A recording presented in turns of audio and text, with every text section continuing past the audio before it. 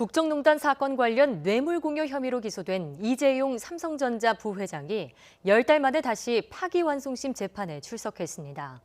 재판에서는 삼성 준법감시위원회 활동을 평가할 전문 심리위원 지정 등을 두고 특검 측이 거세게 반발하면서 또 한 번 재판부와 충돌했습니다.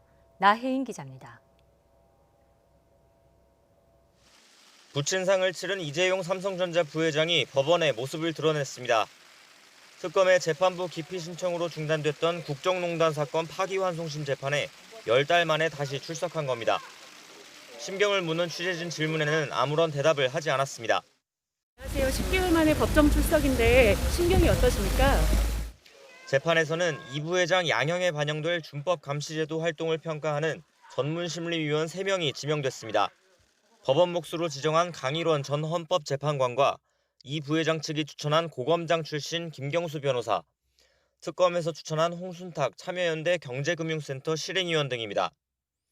특검 측은 변호인이 추천한 김 변호사가 삼성물산 불법 합병 비율을 선정한 회계법인을 변호해 중립적이지 못하다는 이유로, 변호인 측은 특검이 추천한 홍 회계사가 삼성물산 합병권 고발에 참여하는 등 이 부회장에게 부정적인 시각을 가졌다는 이유로 서로 반대하며 신경전을 벌이기도 했습니다.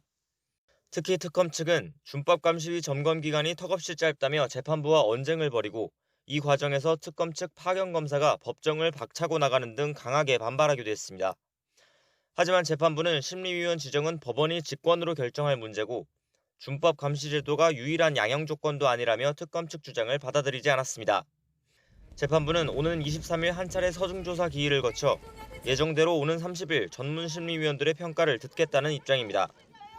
재판부가 전문심리위원으로 지정한 강일원 전 재판관도 직접 법정에 출석해 다른 심리위원들과 논의해 신속하게 현장 점검과 관계자 면담을 진행하겠다고 밝혔습니다.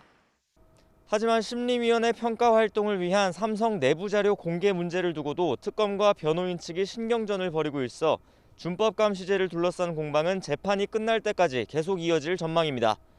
YTN 나힌입니다.